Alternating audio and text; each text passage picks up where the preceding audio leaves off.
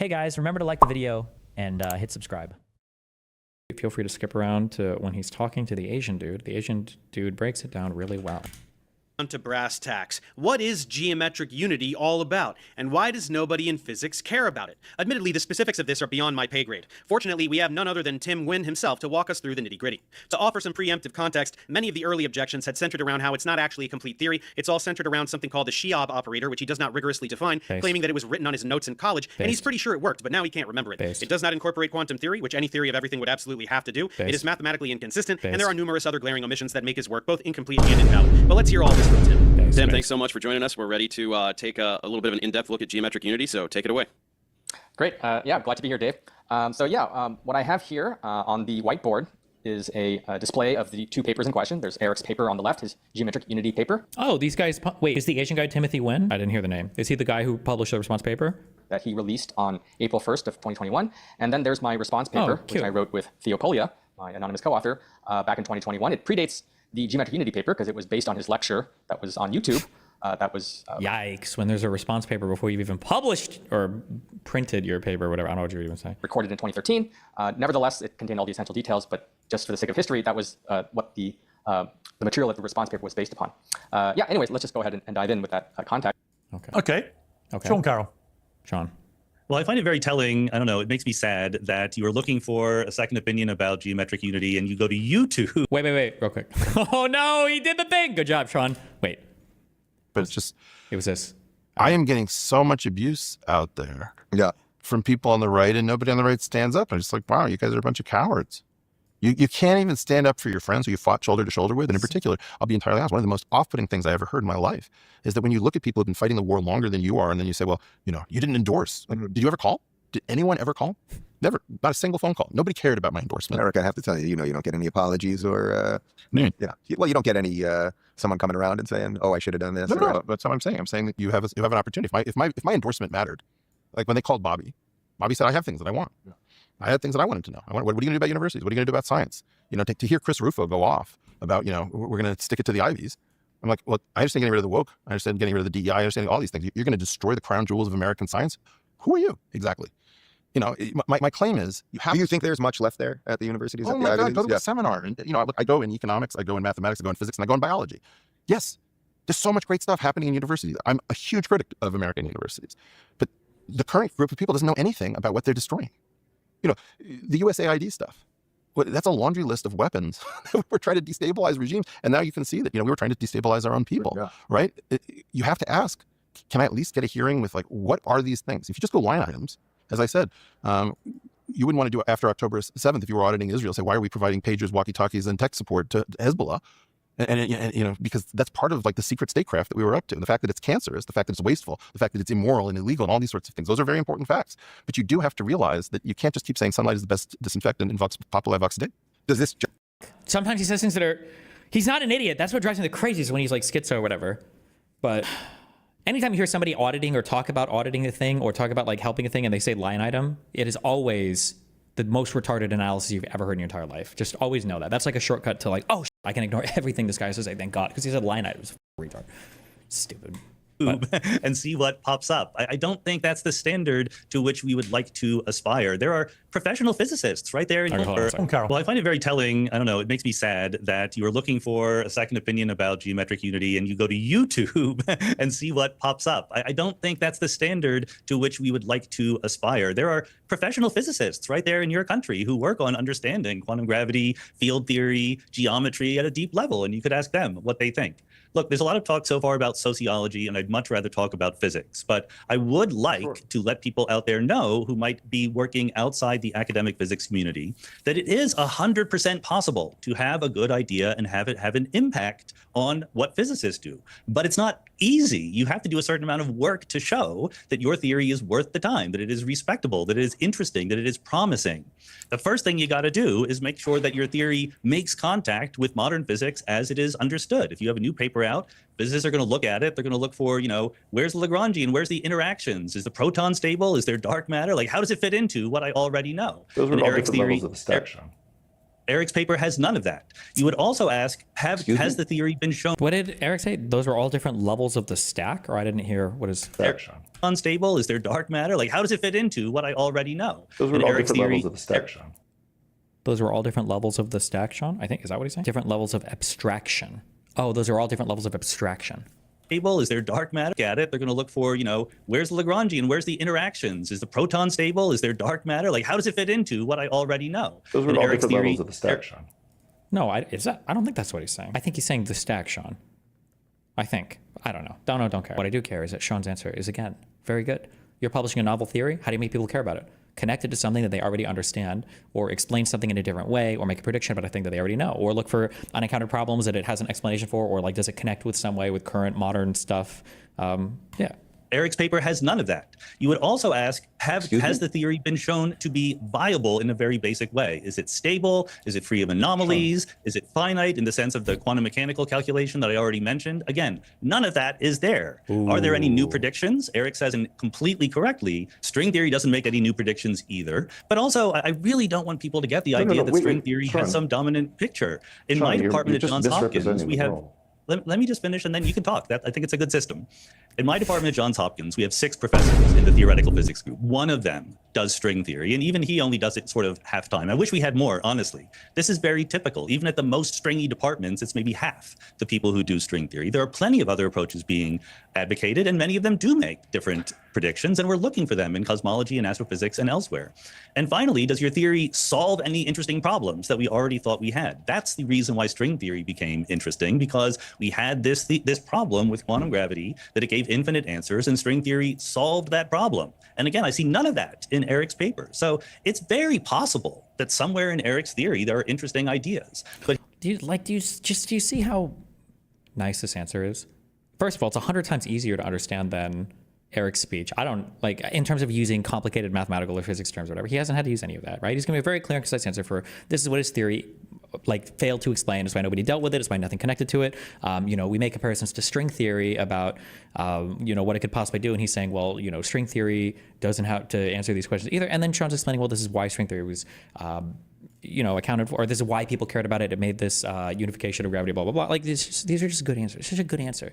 It's an information dense, not bullshit answer. I love this guy, okay?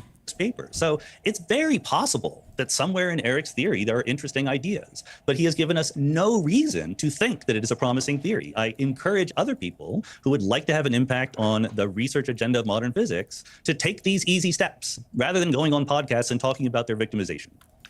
Okay. A good answer now from Eric, a good answer would either be, one is to directly contradict something Sean has said. So actually, my paper does explain A, B, and C. You only need 1 or 2 examples, right, to show that Sean didn't read it or understand it. You claimed it didn't explain this. It does actually explain these things. And then that would be a good start. And then the second thing would be to say that it does demonstrate some particular novel thing, to address the substance of what he said. Either he tried to publish it somewhere and that he was rejected, or he does make novel predictions but nobody's taking them seriously, or something like that. Something to respond to the substance of what Sean has said. Will he do that, or will he talk about the evil academia monster machine? Whew. Let's go. To take these easy steps rather than going on podcasts and talking about their victimization. Okay, Eric, it's always a pivotal moment in these debates when you put your glasses on. So I'm bracing myself. First of all, Sean has been nothing but civil throughout our relationship. He's also extremely nasty, but I really appreciate the civility, and I attempt to respond in kind. Sean and I really shouldn't be divided, but we appear to be. I don't understand it. He did respond. It just shows that none of this is serious.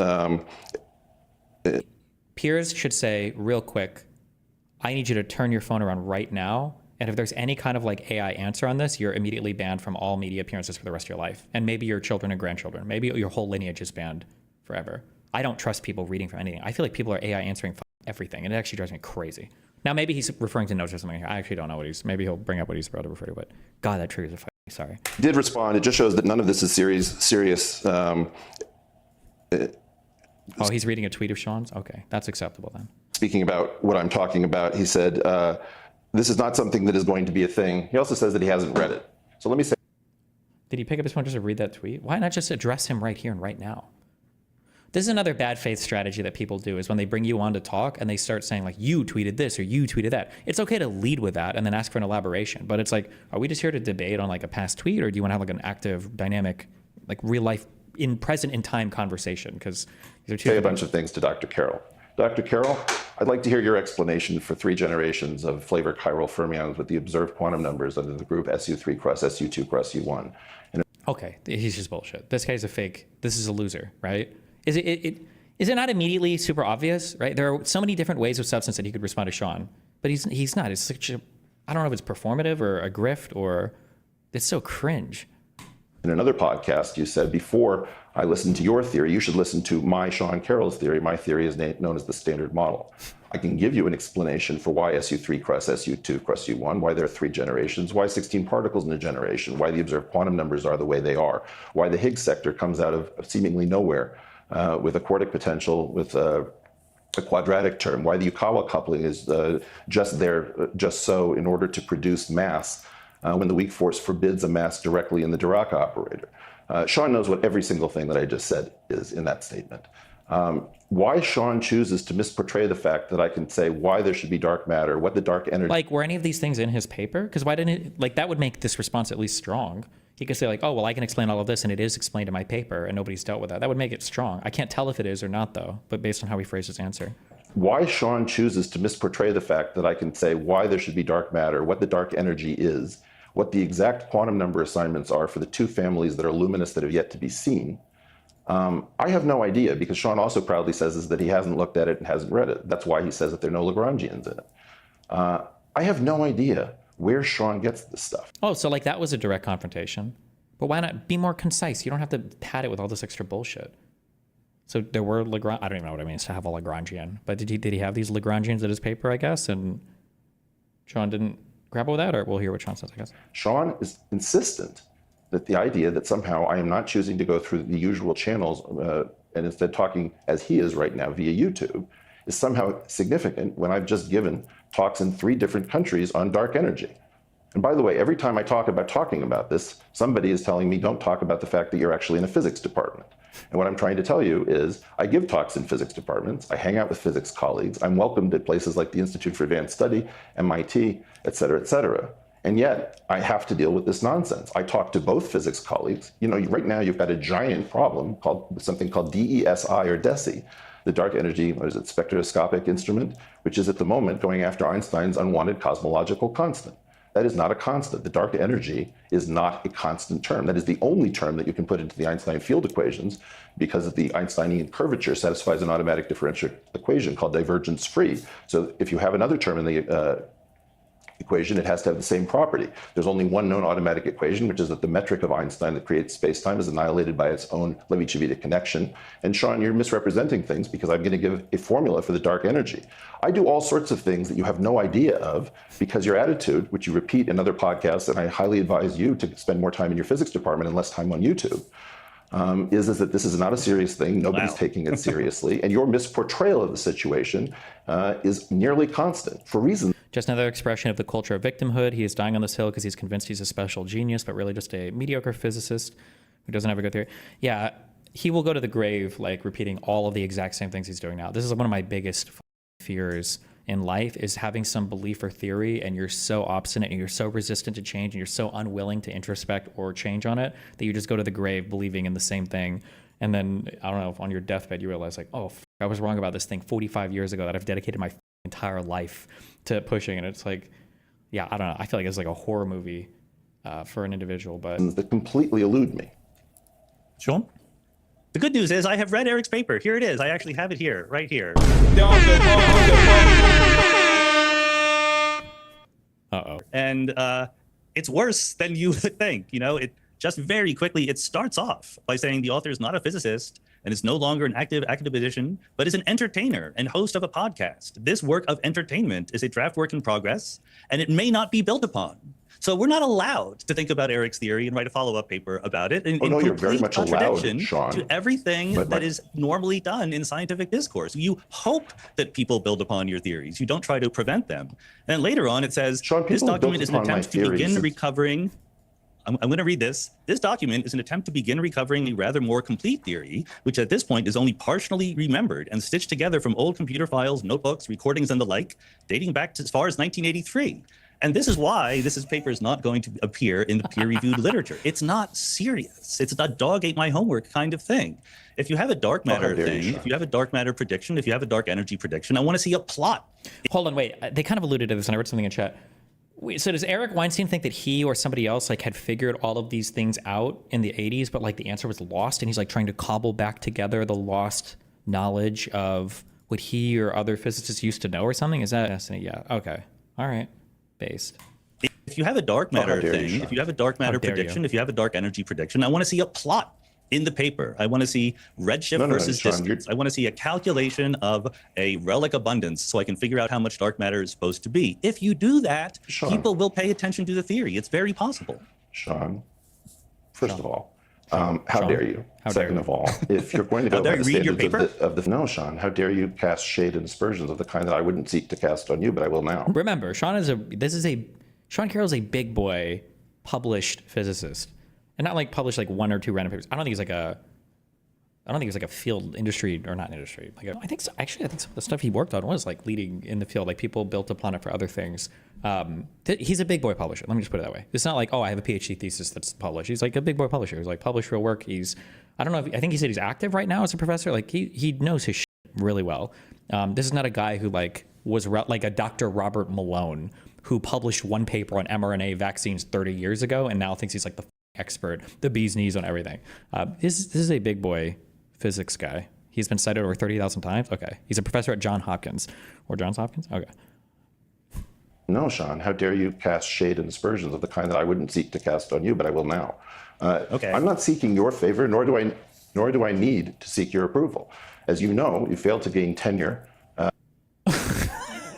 I do not need your approval. You literally want people to review your paper, don't you? You need the field to engage with your work. How are you going to sit here and say, I don't need you? Well, isn't that what you were complaining about? Is that you don't have any serious engagement or critical engagement with your work? Although apparently he does. He just doesn't want to engage with the engagement. But nor do I need to seek your approval.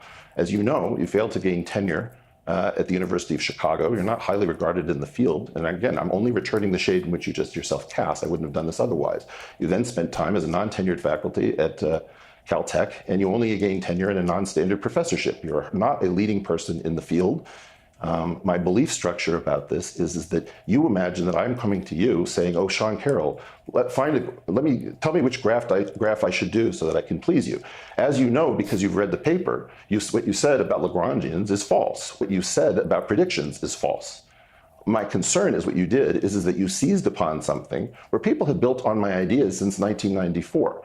The equations that Natty Seiberg and Ed Witten introduced that took over the world were called the insufficiently nonlinear equations when I was at Harvard in 1987 and introduced them. The question is why appear as an entertainer rather than as a physicist? First of all, neither you nor I are trained as physicists, Sean. You're actually trained as an astronomer. What you have in this situation is that you and I are both interloping in a field that is not the one to which we trained. That doesn't bother me about what you're doing. I've enjoyed some of your papers. I've thought very poorly of others. You have a wide range of interests. I think you're very creative. Your intellectually insulting aspect reminds me of you as the Marie Antoinette of theoretical physics influencers. I'm not here to please you. You know that there are tables in the document that you're reading that have plenty of predictions. You know that it solves plenty of problems. What you are doing is creating an environment of fear where every university worries, what does it mean to talk to this person? And what I would say to you is you are commenting on the effect that you are in fact inducing. You and a small cadre of people are like intellectual border collies of physical sciences, casting shade and aspersions on those who are succeeding where the quantum gravity, string theoretic, and M-theoretic programs are failing. Sean? Look, I mean, I didn't say anything about Eric as a person, his history, or anything like that. I said things about the paper. Red flag. There are people who identify so strongly with their ideas that when you attack the ideas, they view it as like a personal attack. This happens a lot in debate. Like when you have to be very careful, if you care about the other person's feelings, how you talk about some types of ideas, because people, they become like part of their identity, basically. They're no longer defending ideas. They're defending like extensions of themselves. So it's funny that he's like, this paper, fails to address, these particular things and it's missing that and that. And then Eric's response is like, okay, well, your dick is 2 inches long. So, and I fucked your mom. So now what? Right? Now we've both insulted each other. And it's like, well, that's not really the same. That's not really the same thing. but okay. Theoretic and M-theoretic programs are failing. Sean? Look, I mean, I didn't say anything about Eric as a person, his history, or anything like that. I said things about the paper. Everything he says about me is like 90% true, as many things he says. The paper is not giving us any reason to think that this approach is promising. There is no quantum mechanics in the paper. There's no attempt at showing that this solves any of the known problems of quantum gravity. Again, it's not just about Eric, it's about anyone. If you want to make an impact on the physics research community, you have to give them a reason to think that what you do is promising. Sean, you have a serious problem with dark energy that you're developing, and it's going to go right through having being a problem with lambda CDM to eventually being a problem with the Einstein field equations. I also, this is just a heuristic, and it might not be, it's just a heuristic, okay? So it's not like determinative of like whether a person is stupid or not, but anytime people ramble off on random other points constantly, people do it in interpersonal fights as well, right? Somebody will say something like, I wanted pizza today, and I told you what kind of pizza I wanted, and then you brought back, the wrong type of pizza. And then somebody's like, well, when you texted me, you didn't specify, and then I asked you didn't respond. And they're like, okay, like your mom says that you have problems when she asks for stuff, and the cars needed an oil change for like 6 months. It's like, this is, wait, what? Excuse me, this is not your opportunity to unload every random ass complaint that you have about a person. Okay, excuse me, we're dealing with this thing. Anytime there's some type of like horizontal unloading of random shit that people do that always makes me hyper sus, because if you truly believed in the strength of a particular argument that you were having, or like on a particular thing, you can bring in kind of like supporting stuff. I think that's fair. But I feel like he's done this a few times where Sean has asked him kind of a question, like, why not like center on this, whatever Sean is saying, you don't have this thing, there was no quantum mechanics, like center on a thing, instead of him being like, huh, you bring this up, but one thing you fail to realize, you will in 10 years, is that you're actually, your 10x hyper vigilantism neo-Lagrangianian point is going to run right through your quadratian two-dimensional spheroid holic blah, blah, blah, blah. And it's like, okay, why? What is this? You're word vomiting so much. Like he's wasted so much talking time and he hasn't said much of substance.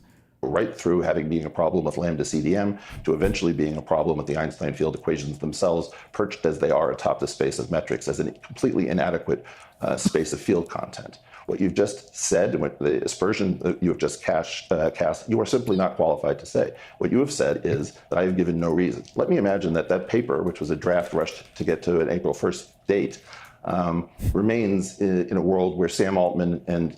A draft rush to get to an April 1st date. Did he have to publish for April Fools or what? Elon Musk continue to compete for better and better AIs. What would you say if at some point those AIs then got to that paper and said, holy cow, that is exactly what we've been missing. This thing solves all sorts of problems. And the problem that we have is that a group of influencers with a penchant for being, and this is becoming one of my least favorite words, although I didn't have any negative association until recently, debunkers. That pass, you are simply not qualified to say. What you have said is that I have given no reason. Let me imagine that paper, which was a draft rushed to get to an April 1st date, remains in a world where Sam Altman and Elon Musk continue to compete for better and better AIs. What would you say if at some point those AIs then got to that paper and said, holy cow, that is exactly what we've been missing. This thing solves all sorts of problems. And the problem that we have is that a group of... What is this answer? You think my paper is bad? What if in the future an AI goes to the paper and it's not bad? Like what? Influencer. Let's ask Grok. Let's ask Grok what he thinks about the paper. Like, really? That's the answer we're going? Okay. With a penchant for being, and this is becoming one of my least favorite words, although I didn't have any negative association until recently, debunkers. The problem, Sean, is that you and I are naturally allied on almost everything. We're not very far apart. He keeps saying this, we're not very far apart. That doesn't matter, though. You're talking about the things you disagree on now, not the things you agree on. So I don't know why he keeps saying this over and over again. Don't disagree with the standard model. I think the standard model is the most beautiful piece of differential geometry before it becomes theoretical physics. But one of the things that you just said is that it's a classical field theory that is not quantized.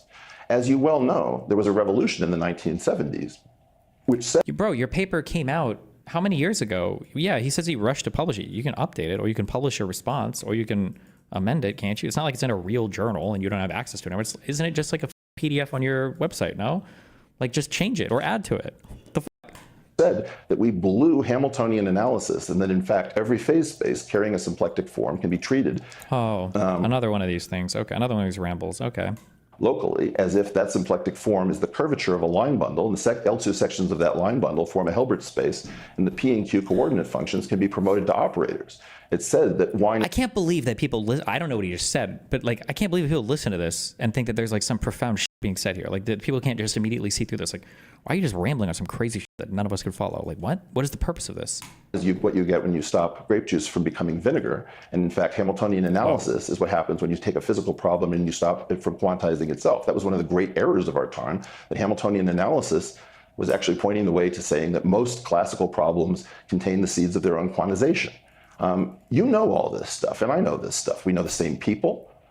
We probably can work in the same notation. My guess is that if you and I got over whatever this bizarre tension is between us and buried the hatchet, my guess is that after 2 days, you'd say, boy, I really just didn't understand what he was saying.